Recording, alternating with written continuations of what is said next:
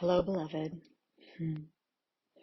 I had some things to bring in and share with you. I think this will be a little bit of a shorter transmission this morning.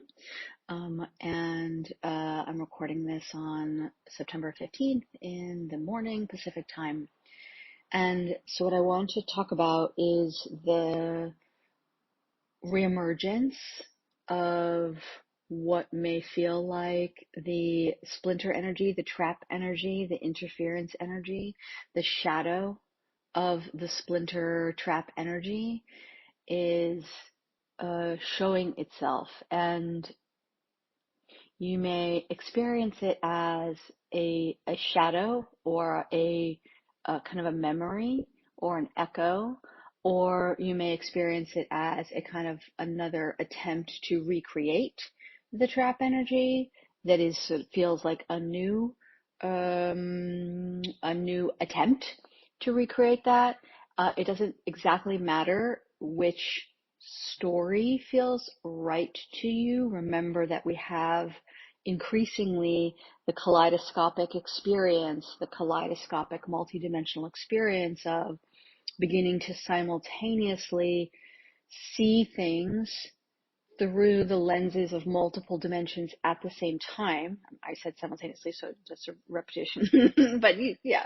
And so because of that, we can get a little bit confused as our human mind tries to organize and bring that brain's superpower of pattern recognition and organizing of data into things. Now, the superpower can be really useful. I'm not saying to abandon it. I'm saying to understand that it can create periods of chaos or instability within you when you don't have a sense of understanding, and you won't have a sense of understanding when new sort of perceptual windows open from different dimensions into the same experience that you're having now, right? Remember my analogy of the different dimensions as different stories in a tall building, all looking out on the same vista, and from the different floors, aka dimensions, you're seeing a different view, and you're kind of, if you will, understanding that view, that landscape differently based on the dimension, based on the floor that you're in. And we're in this period where, for many of us, well, it doesn't matter for many of us, wherever we're at in our beginning to access our capacity for multidimensionality in our human form, in our awake awareness as a human, we're going to start having different views, different information will come in depending on that. And it can be a little chaotic because it's not like the floors or the dimensions open to you in any linear order. It's not like, oh yes, well now we have 4, 5, 6, 7, 8, 9, 10, 11, 12, and they go in that order. Not at all. We are all kind of hopping around where it's like, oh, bloop, now I'm having an 11D view on this and it's giving me XYZ information and perspective and experience and I love it. And now I'm having, a 6D view on this and it's giving me a whole other experience, and kind of reorganizing every time we have the new experience. It reorganizes our understanding, our stories. And so it's important to kind of be aware of that. So whatever dimensional perspective is I should say, because it's not singular, because there's many you might be having like simultaneously, 3, 5, 6, 7, 10, 11, 12, right? Like you could have all of those all at once, and that can be like, whoa, can give you a little bit of vertigo. And which would be totally natural, right? So be gentle with yourself, right? And watch out for that tree frog mind that we've talked about before, that kind of like overly kind of grippy, controlling tree frog mind. It's okay for your mind to not understand. And while we are in human form, and I want to actually speak to this a little bit more than I thought I was going to. Sometimes people will tell you or you will hear what they're saying, including what I might be saying, as you're never going to understand and therefore you should stop trying. And if you want that experience, then please, by all means, go for it. But if you are highly gifted, and many of you are, because that's, a core aspect of my work and my human is working with people who are highly gifted, who have that brain that you gave yourself at birth that puts you in that top 2% around intellectual and creative potential, regardless of your schooling, regardless of whether your parents got it or not, regardless of any of that, regardless of whether you've ever felt like you've expressed any of that potential. It doesn't matter. You have that brain. And it's part of your kind of, it forms and shapes your version of this evolutionary journey in a very different way than others. And it is really a key part of that journey to be able to use the, pattern recognition superpower of the brain that's like, times 100 for you versus the folks down the street, and to be able to use that. And so when somebody tells you kind of across the board blanket, like, oh, you can't understand and your understanding is causing you pain, sometimes that might be true in the moment, but putting it down for a moment doesn't mean that you can't pick it back up again. And also, they just might be wrong.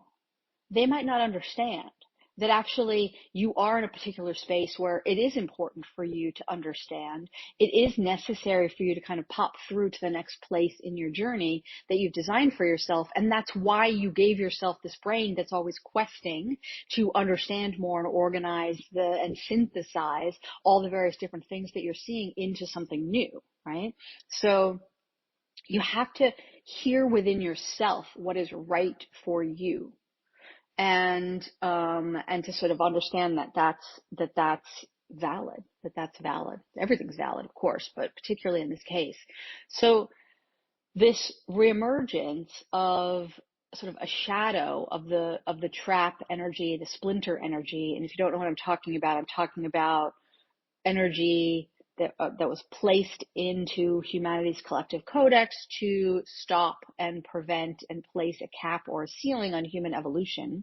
And this is in prior transmissions. So if you're feeling curiosity around any of this, please go back to those transmissions and you'll find both explanations and resources to support you in working with it. So this reemergence of this shadow, the kind of the visual that has been coming up for me and sort of pushing me into doing this transmission for you today comes from the Lord of the Rings movies, which, I bring a lot of those visuals into you. And I apologize to those of you who listen who are like, hey man, we're not the Lord of the Rings fans. What? Too bad, sorry. But you can also just go on YouTube and sort of Google these scenes, and you don't have to understand the whole thing if you want to see the visual, or you can just bring the energetic codes that I'm bringing through in my voice, and bring that in, and it's okay, right? You can just have this here.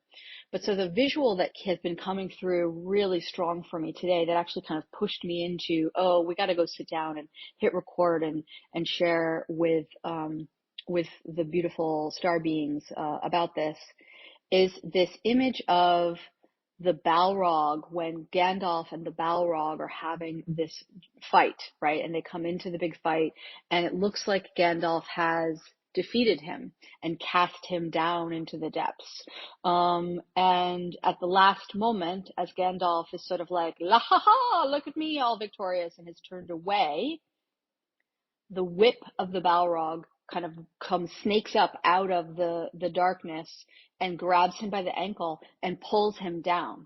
And there's this kind of incredibly intense moment of him sort of like hanging off the ledge, like, oh shit, I fucked up.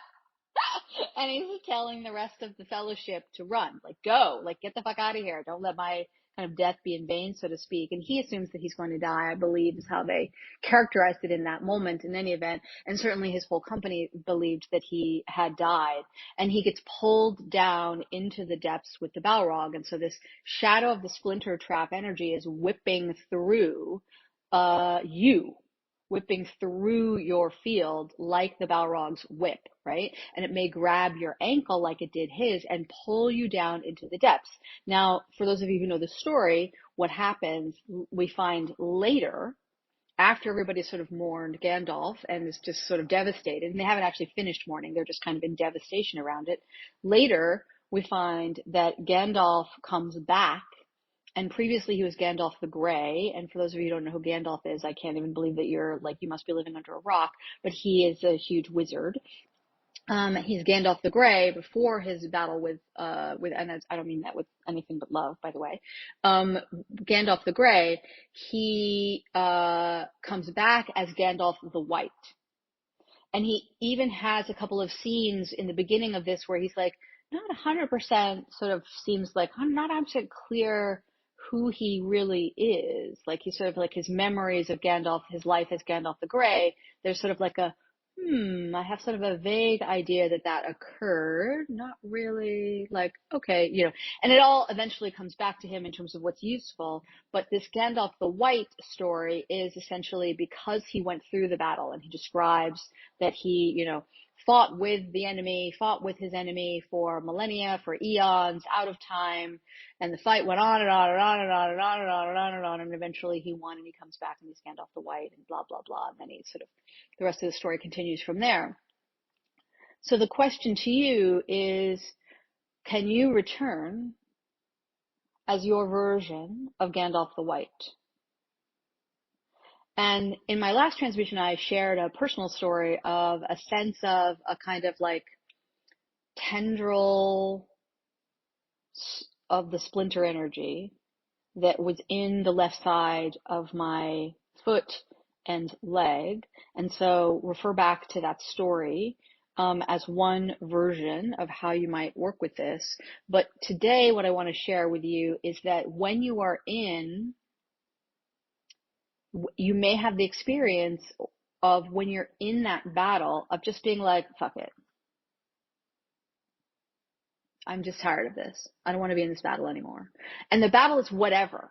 Like, it doesn't matter. The battle is whatever's going on where you're like, oh, this pattern again. Oh, this problem again. This circumstance again. And you're just like, fuck it.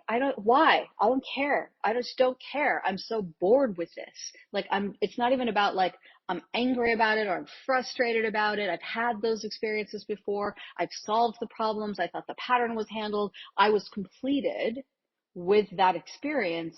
Why is it back? What am I even doing here? Why am I even doing this?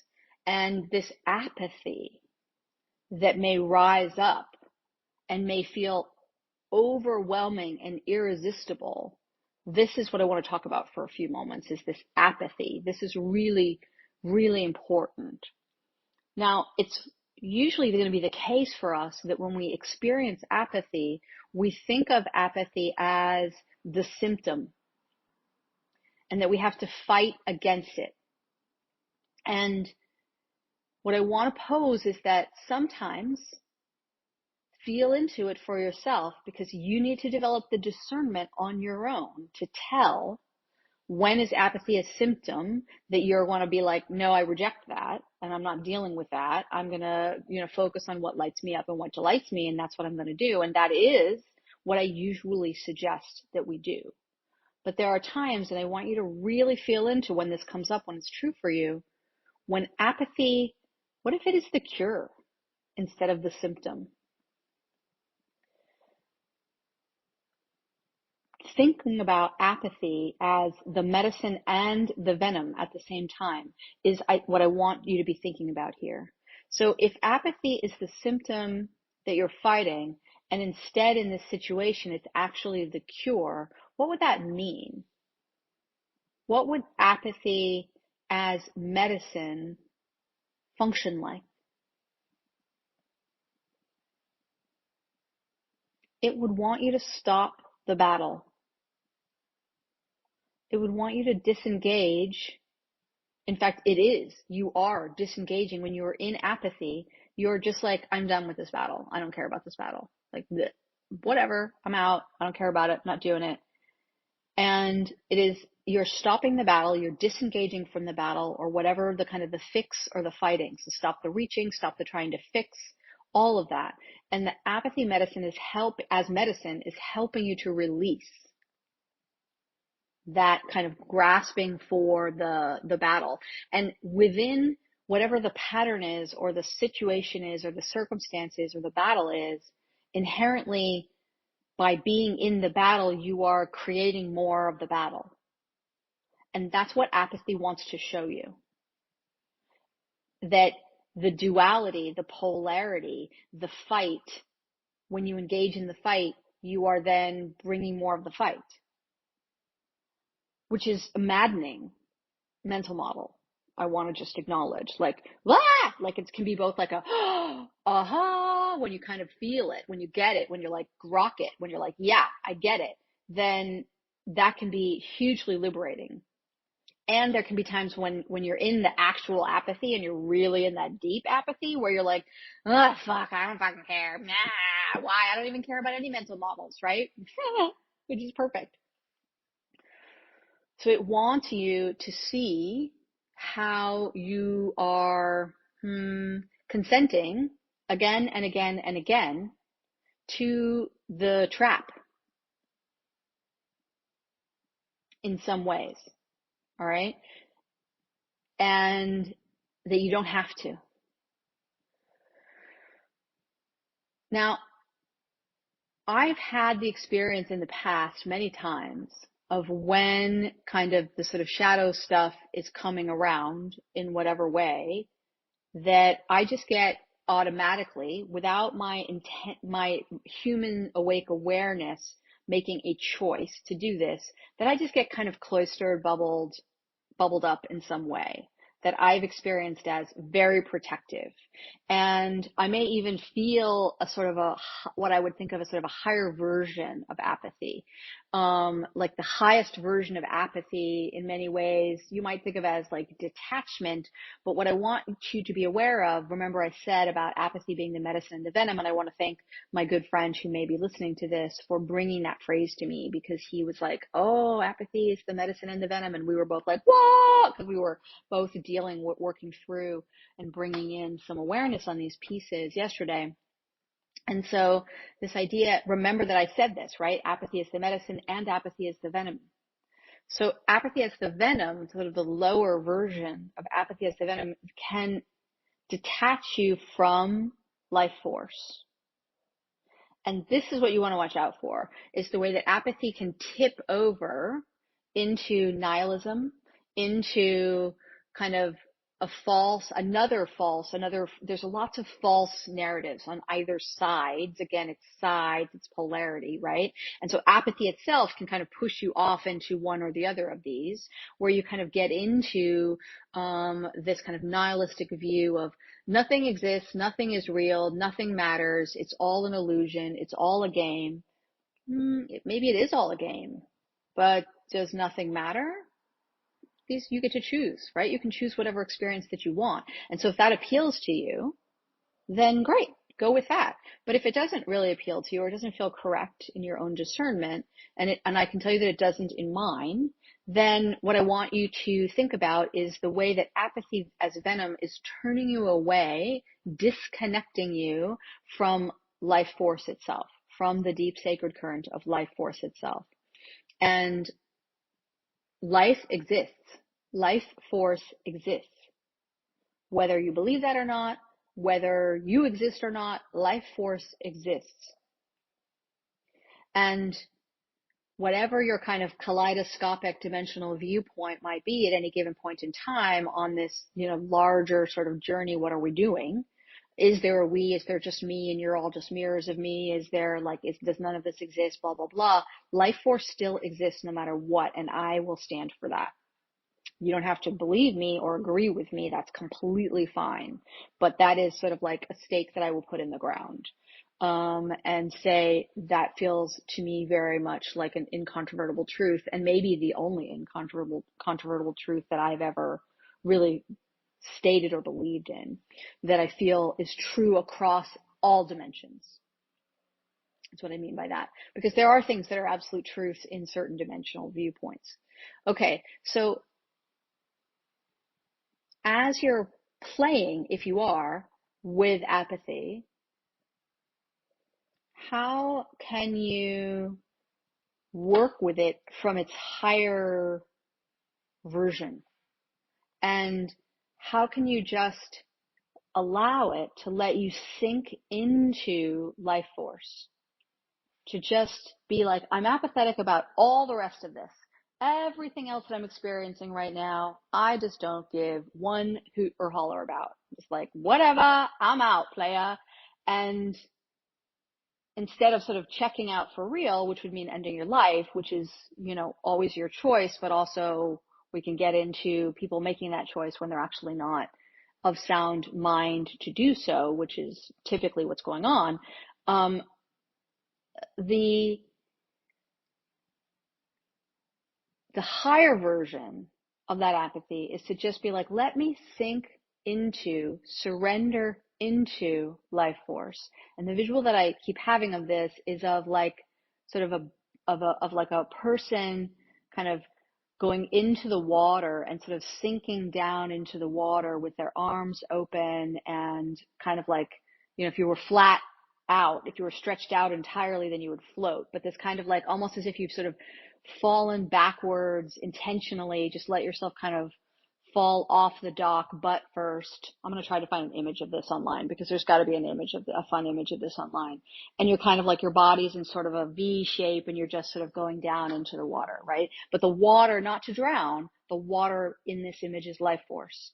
Can you just sink into it and let it carry you and come into a different layer or experience of surrender into life force or communion with life force? Not in order to change the situation, not in order to end the apathy, not in order to fix whatever the thing is that kind of, triggered you into the apathy state in the first place, just for its own sake. An even more pure communion with life force. An even more pure communion with life force is actually opening for you as this is occurring. And instead of being Gandalf, going down into the depths of Khazad-dûm and being in the battle with the Balrog, you're just letting go of the battle, not engaging in the battle. You're just in a deeper communion with life force. And whenever is correct for you, you'll quote unquote come back up. And by come back up, I mean kind of come back into your sense of yourself as your human self and your human experience. But you'll be at like a different level. I don't have other analogies other than like a game. Like you bumped up in like the game level, and now you're like playing at a different level, or maybe wattage on a light bulb, like the light bulb, that is within you is like now at a brighter wattage, or something. But and people may talk about these kinds of experiences as sort of initiations, going into the underworld, going into the shadow world. Like, again, all of these versions of experience and stories and language for them are fine and good. But sometimes the going into the underworld story can involve the battle. Like it's the Gandalf fighting the Balrog. And there are times when we are in the fight. I've been in the fight. Like I've had experiences where I am like fighting for my life and the life of the planet against dark magic. I've had those experiences. I'm not saying they're not real. I'm just saying that what I feel is going on right now for some of you that I feel to share in the transmission is there's a different experience, and the marker of it is this apathy piece. And so if you're still listening, then that's true for you, and you're like, or you're just curious. But the apathy piece is like, yeah, that apathy piece. And I want to differentiate apathy from boredom. Boredom is more of like a day-to-day thing in my kind of definitions of terminology, whereas apathy is a much deeper piece. And what I want to say a little bit more about kind of the human experience with apathy. So when we think of apathy as a symptom that we are fighting against, and we're sort of seeking to understand it, grapple with it, get our arms around it, make it go away, and we're really in the fight with it, the fight causes existential despair. And what we don't understand is that it's the fight that's causing the existential despair. We think that the apathy is causing the existential despair, but it's not. It's the fight. I can't break that down anymore for you. I feel some of you will want to, but I can't break it down any further. And the inner work to have the capacity to kind of work with that, if you feel sort of stuck there, is bigger than we can do in this transmission. But I do feel that you can work with what I brought through here today if this is useful to you. And just kind of stay with it, right? And kind of stay with it. And if you can stay connected to Lifeforce, that is, and you're in a sense of like, I can't deal with that. I don't know. I'm thinking, I'm going to drown. Like Lifeforce can be your raft if you need a raft through this, right? The life raft is Lifeforce. Get into communion with it. And you don't have to get into communion with it. The communion is always there. Simply allow it. Simply allow it. So, and then allowing it reminds me that there was another element to this that I wanted to bring in. So I think many have been having the experience of it's difficult to let any being, and I'm speaking beyond just the human experience here, any being other than our own being, to bring in any kind of creation or resource for ourselves that we get into for various reasons in our kind of cosmic origin stories, if you will. We get into these kind of scenarios internally where it's like, no, I can't trust what anybody else is bringing into me. And there are many different reasons or kind of narratives related to that. I'm only going to speak to one in this moment. And that is the idea or the kind of the belief that I can't trust what anybody else brings in to have the degree of purity or integrity that I require.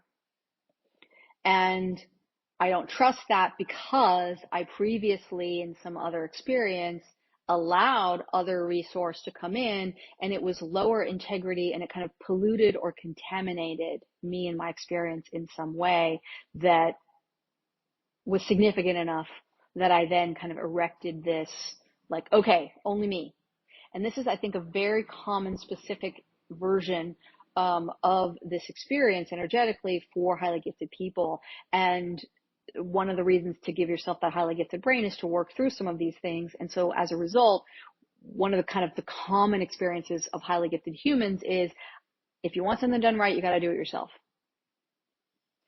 And all the variations that fall off of that, the kind of flow off of that around sort of like, oh, I've got to do it myself. And then we get into all the sort of sacrifice or martyr stuff. We get into the I can't delegate, I can't ask for help. Again, million different kind of access points into those pieces that we're not discussing today. But this idea of I can't let or allow resource to come in that isn't created by me is a huge limiter. Even if you're just like a massive cosmic being here in human form and you have some very significant awareness of that already in your human, that your cosmic is fairly integrated into your human, and you have this awareness and you've been kind of enjoying, your power, your capacity, your bigness, etc. If only you can generate for you, then you always have to be the one doing. And or being or making or whatever, right? There's no collaboration. There's no co-creation. There's no true communion with other expressions of life force, you being one expression of life force throughout all of your lives. And so you're very limited and you're very isolated as a result of this. And so if your patterns involve kind of bumping up against lack in some way, this may be really relevant for you. And I want to thank another friend of mine who a couple of days ago we were talking about this, and as a result of some different kinds of interactions about that, I was able to see this piece for myself. And I want to make it clear, like, I'm not just bringing this particular transmission through as a like, oh, hey, you might be dealing with this. That's often the case. That's what I'm doing. So you're used to that. But in this case, I've been kind of dealing with my own version of this. And as a result of kind of coming kind of up and out from it, I'm guided very strongly. Like, guided is the wrong word as if it's happening on the outside, but I'm like compelled. Compelled is the wrong word as well. Words really matter. There's a refinement around words that really matter, and I want to talk about that in a minute because that was in my mind to bring to you today as well. But I was like impelled. I was really desirous. It was really important to me, to my cosmic self was like, bring it through, bring it through, bring it through. This is a mechanism for anchoring and then sending out these huge new kind of master frequency codes that are being created right now. And just like, right, big, like, sort of beautiful golden shockwave around the planet for everyone with this, as everyone's working with this at different levels. So, okay, so words. So one of the things around words that has come up that I want to bring into your attention, many of you, probably all of you, like me, are very connected or want to be connected to Earth as a being, and you align with or resonate with the things that I speak about around our shift as a society, as humanity, away from extractive relationship with everything, including ourselves, away from that into regenerative.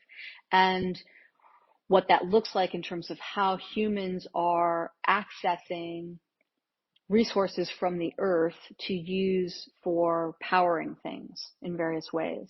And then the discussions and the debates around the environmental impacts of that extractive approach instead of a regenerative approach. And the environmental impacts we see in a variety of different ways. And one of the responses to this has been we have language now being used in kind of a global way that I wasn't actually aware of because of how kind of unplugged from what's been happening in, kind of the various sort of human levels for like a good 2.5 years now, maybe 3. And so maybe this language has been around longer, but I don't know. It feels like it got stronger recently. This idea of a war on carbon. And there is a model in the science around what's going on with climate and environment that the carbon output from our extractive actions is the most sort of important or highest leverage place to kind of restore wellness to earth and environment and all of the natural world that is on earth, and natural world being essentially everything other than man-made artificial items. And so remembering humans are part of the natural world. Humans are not part of the artificial man-made world. Humans make that, are not part of it. And I'm not going to get into any, what should we be doing? Because that's, again, we go back to the kaleidoscopic, multidimensional viewpoint on all of that. What I want to share is that I hope that you will reject and diminish language that talks about a war on carbon, because you are carbon. All of Earth's life forms are carbon based, and words matter. Words are spells, and we must cast wisely. And if we consent to a language that says we are engaged actively in a war on life, then we let the shadow energy, we let the trap energy, we let the splinter energy, we let the interference energy back in. We consent to it returning after we have removed it, which is like, what the fuck, right? Also, it will not, by doing that, it gives it more power, and it will actually prevent the restoration that we seek of health and beauty and wellness for all of the natural world, for the planet, and for all the beings that live here, of which humanity is one tiny little piece. Words matter. Reject a war on carbon. Now, you could say just anything that's war on anything. I'm not here for that, right? Because war energy is very problematic and very dense. And so that would be just one way to kind of get around it. But I want you to think about it as you're out there hearing language. And many of you I know are strong environmental activists, and I get it, and I'm with you in spirit around this, and have been myself in my kind of human actions out in the world, very strongly attached to kind of environmental activism in many different ways. Anything that is a war on carbon, like that word, I'm not saying that we can't be engaged in technologies that we are wisely developing that may support a kind of a rebalancing around carbon, but that's not actually the answer, I don't feel, technologically speaking. And it's a distraction. It's a sleight of hand that pulls your attention and all of the resources and all of the activism away from what's really going on at the root of it, which is this extractive philosophy, this extractive practices, and to not be in a sacred co-creational relationship with the expressions of life force that are here in our natural world, where we essentially, how do we ask permission, right? Ask permission. Very important. Very important. Okay. I might speak about this more later, but I want to bring about this next thing, but I want to bring this last little piece in for you. And this is about apex timelines and apex predators. And please refer back to the episode that I gave you around apex timelines. If you don't know when I talk about apex timelines, because I'm not going to unpack that all here. And I gave you a really great piece on that. But if you are in your apex timeline, by which I mean, put simply, that your cosmic self has essentially designated that for now, your human experience and timeline here is essentially the leader of all of its expressions, all of its life. And think about, again, that sphere of life and the different kind of lives and experiences that your cosmic self is having all at the same time. Remember, time is a sphere, not a line. We just think of it as a line because we're in heavier dimensions. And so if you're in your apex timeline and you have that sense of, oh, I have to lead the way, not have to, I've chosen to lead the way, and I wouldn't be in my apex timeline if I wasn't able to do it. You wouldn't be asked to be, for your human to be your apex, for your cosmic apex, if you weren't capable of it. So it might be confusing and it might be weird at times, but you're ready. If you have awareness of that, you're ready and you're doing it. But what it means is that there really isn't, you have to lead the way, right? You have to lead the way.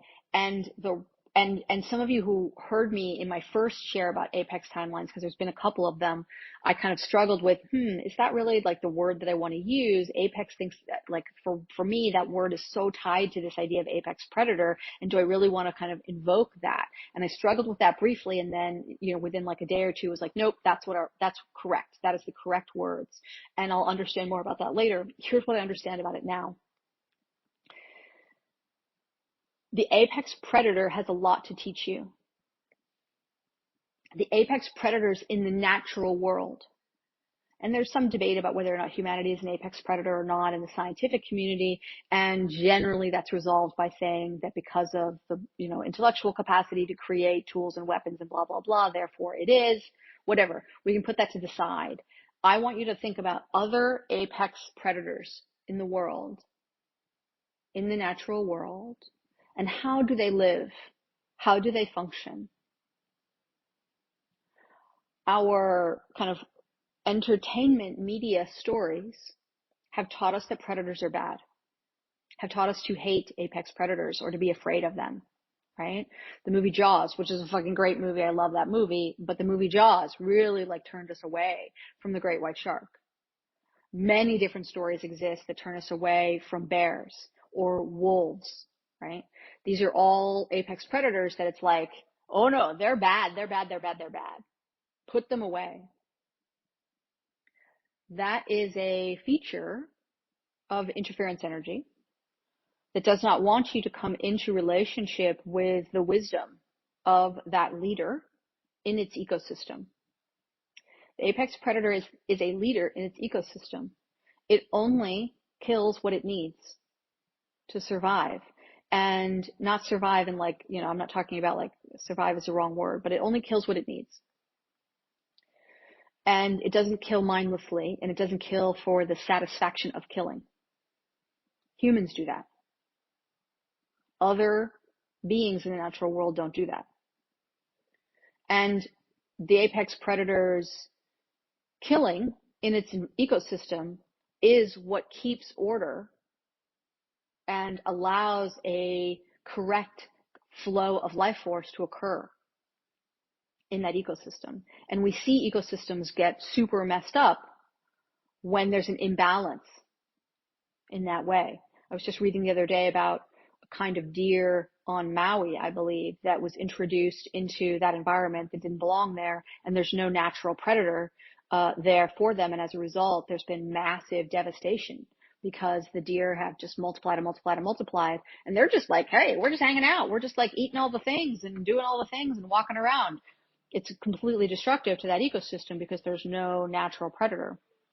And so, and there's a million stories that are like that around the planet. Apologies for background noise. If you're hearing any of that, there's just some outside background noise right here at the moment. So the apex predator has so much to teach you at this time if you are in your apex timeline.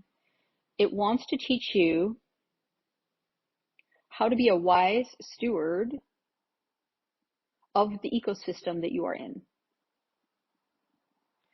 And it wants to teach you that you only need to take what you need. This kind of hoarding mentality of I gotta take, I gotta have a whole bunch more, I gotta have a bunch more, I gotta accumulate. This is extractive philosophy. Give me more, give me more, give me more, give me more, let me hoard it away. Right? Like, no, just take what you need. There's plenty. There's plenty. There's so much. There's plenty for everyone. So feel more into the apex predator's wisdom for you and apex predator energy. The other thing about the apex predator's energy, and I've spoken about great white shark energy before several times because that's very important energy to me, but the apex predator energy, there's a lot of different kind of components to it that are really important and that tie into this discussion that we had earlier about apathy, right? The apex predator like doesn't give a shit. The apex predator is like, whatever, I'm doing my thing. All this other noise, hubbub, drama is irrelevant to me because I'm going to do my thing. I'm the bear and I'm going to go into the stream and I'm going to grab the salmon. I'm the, great white shark and I'm going to swim the oceans and I'm going to eat what I need to eat and I'm going to keep on moving. And, I'm the wolf and I'm going to do the stuff, right? Like whatever, it doesn't matter. So there's this just all the stuff that's below the apex, if you will, is irrelevant to it. It's like, I don't care. As long as that ecosystem remains sound. The apex predator is also not solely responsible for that ecosystem remaining sound or remaining in balance. And so back to what I said earlier about this idea of only you have to do it all yourself, right? So I hope this opens things for you. I hope this lets some things kind of flower and bloom inside you, or even just tiny little tendrils, like ferns and how those beautiful fronds, as they just get started and they just begin to kind of like open and unfurl. And I know that it has been a intense time with these energies. It has been a lot.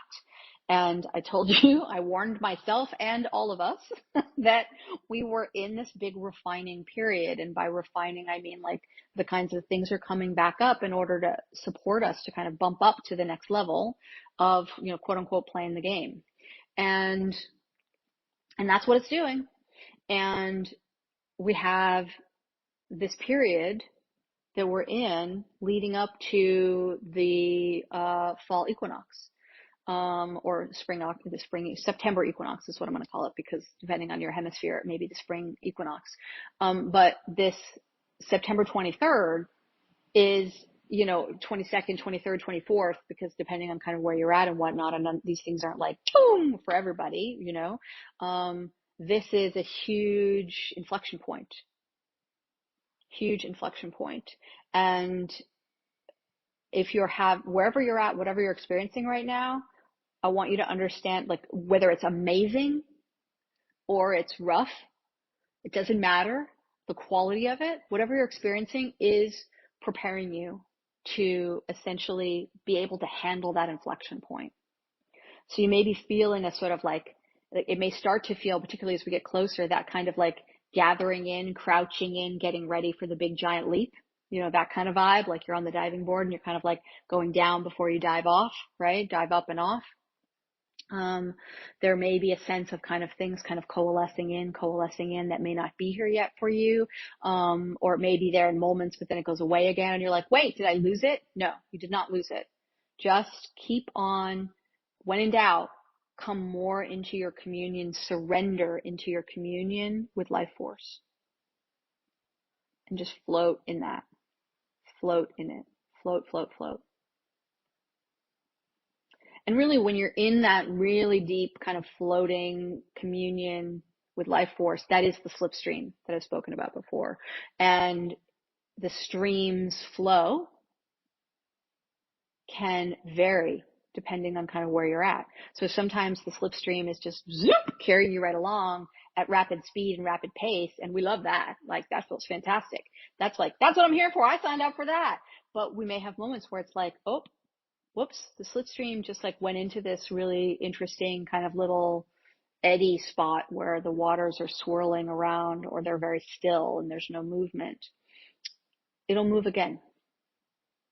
Life force always does. All right, beloved. Thank you so much for your light in the world. I love you. Keep going. Keep being is better than keep going. Just be. Enjoy your beingness. Mwah.